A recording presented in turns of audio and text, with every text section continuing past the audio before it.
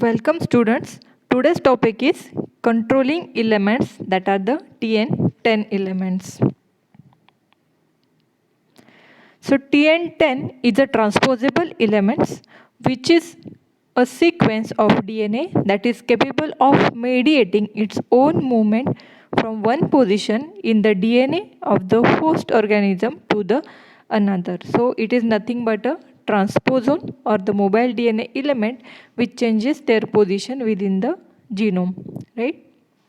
So there are a number of different transposition mechanisms in nature, but TN10 uses non-replicative cut and paste mechanism. Okay, as you know, replicative mode is copy and paste mechanism, but this TN10 uses the non-replicative mode, that is cut and paste mechanism. Means it cut themselves and it get paste into the another location within the genome or into the host genome. So transposase protein recognizes the ends of elements and cut it from the original locus. So the main transposition carrying enzyme is the transposase enzyme or the protein which recognizes the end and cuts it from the original site.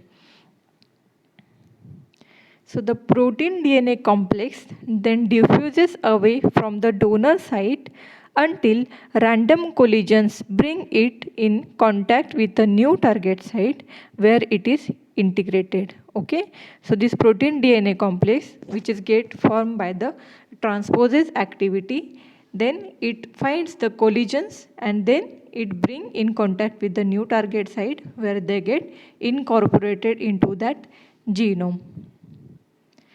So, to accomplish this reaction, a 50 kilodalton transposase protein must break 4 DNA strands to free the transposon from the donor site. So, this 50 kilodalton transposase enzyme plays a major role in breaking the DNA strand, okay, and perform two-strand exchange reaction, right, or the strand transfer reaction to integrate the element at the target site. Okay, so this strand transfer reaction occurs here, and again this leaves two strands unjoined at the target site.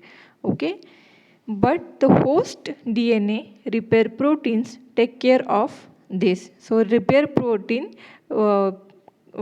which are responsible to fill the gaps. Okay, so the target site selection is essentially random, but there is a preference for the sequences, that is the GCTNA GC3-end. So this is the main recognition signal for the incorporation or the cutting of the DNA.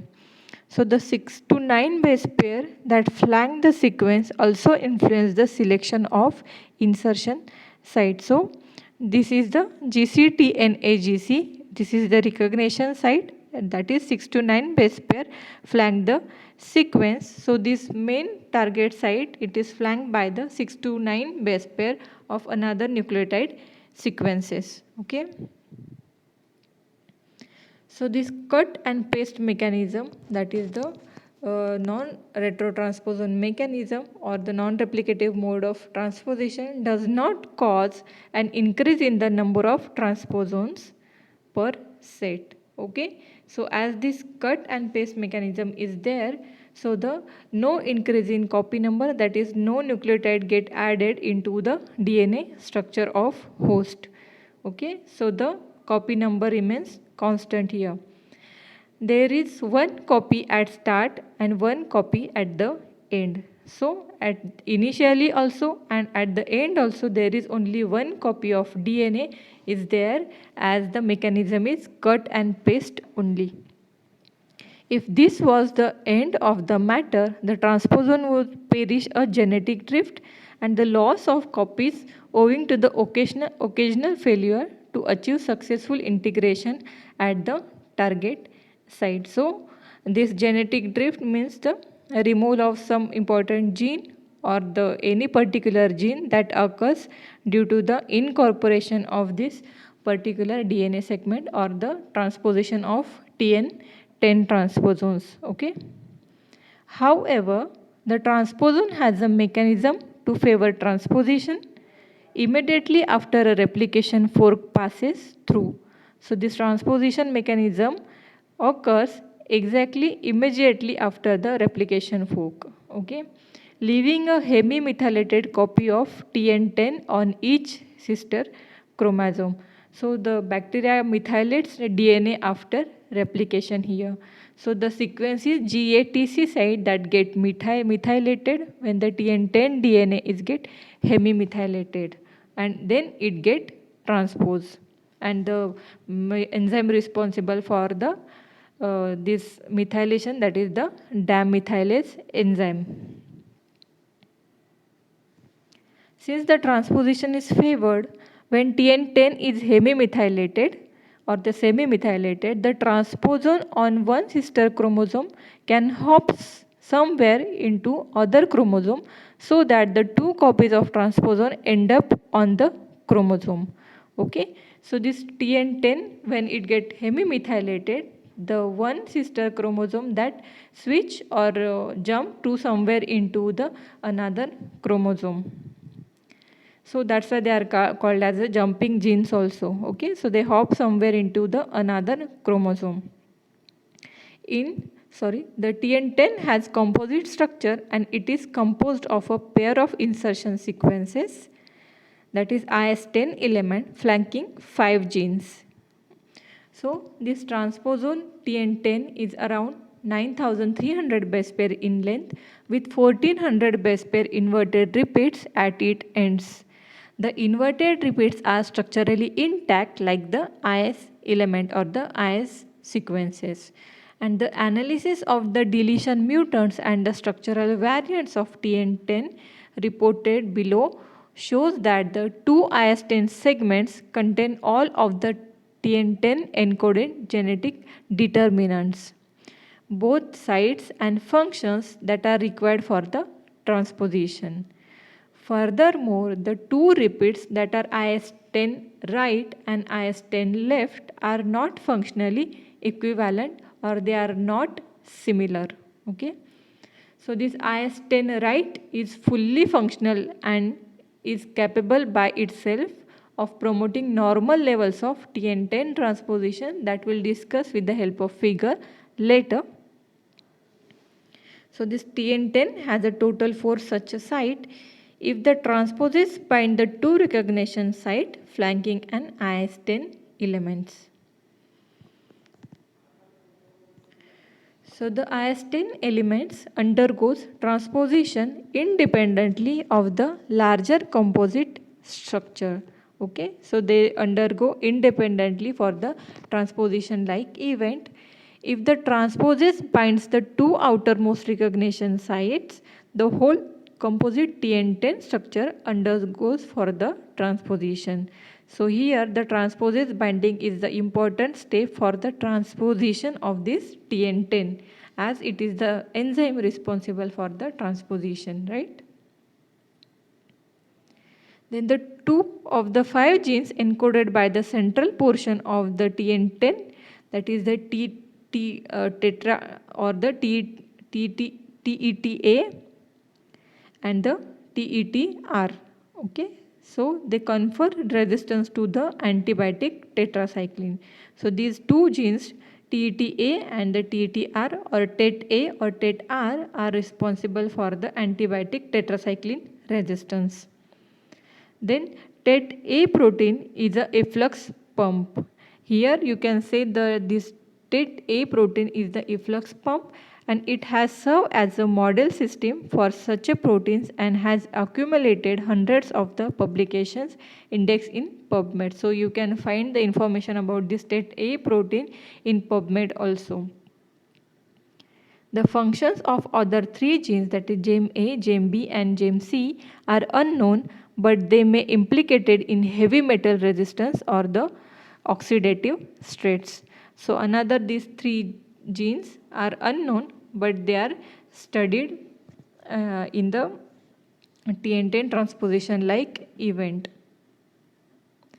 So the TN10 or the IS10 transposase is closely related to the another composite transposon, that is the TN5, and it is having the IS50 in their structure, which harbors a gene for the kanamycin resistance in the unique. Okay, so TN5, it contains the kanamycin resistance instead of the tetracycline in TN10, and that is the central region of transposon. So this antibiotic resistance character is situated at the center of the transposition gene, right?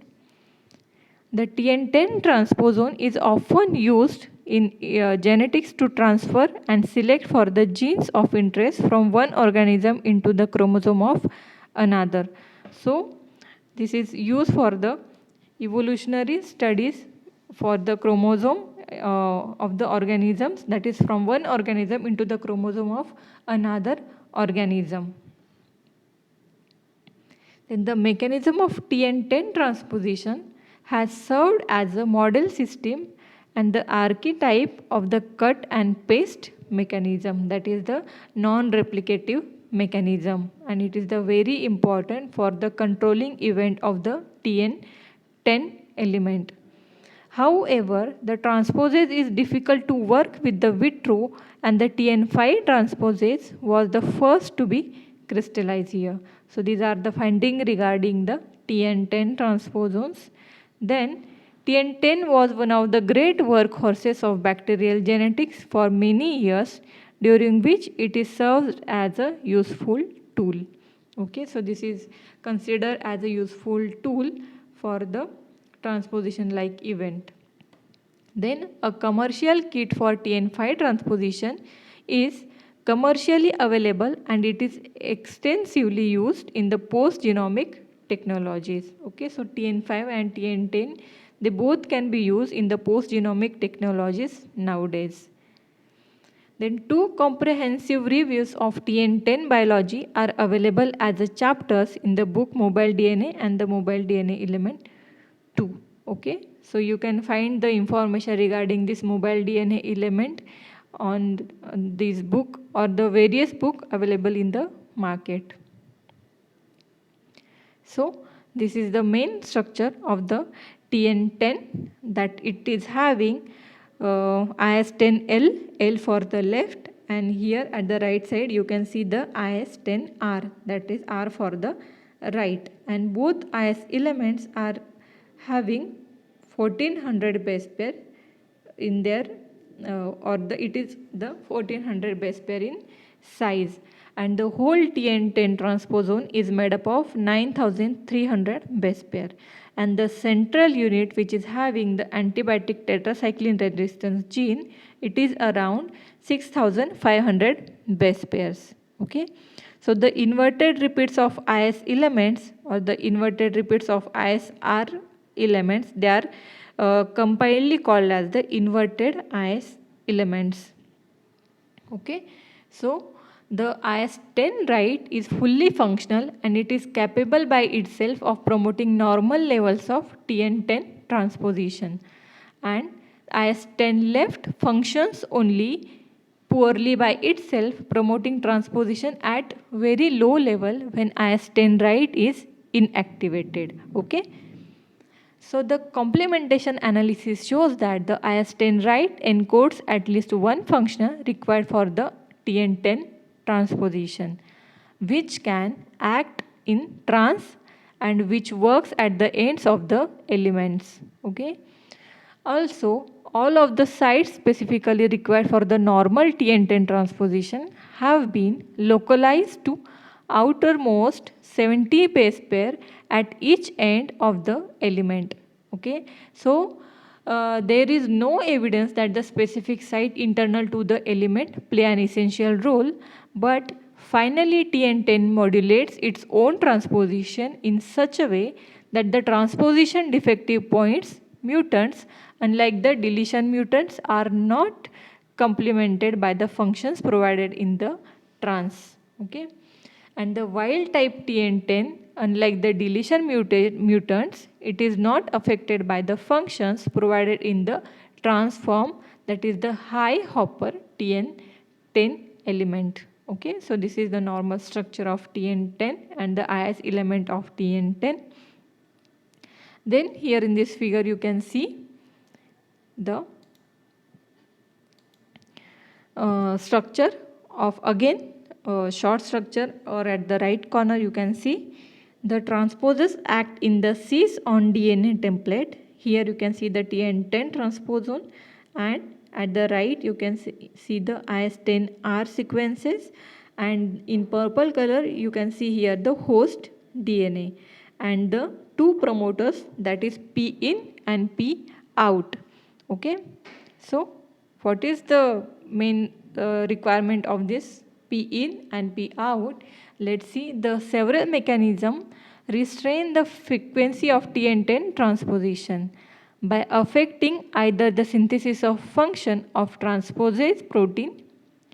Then the transposition of an individual transposon is restricted by the methylation to occur only after the replication. So this pairing prevents the translation of in RNA. So this pairing regarding the 36 base pair overlapping by the hydrogen bonding here, that prevents the translation of P in RNA. Okay.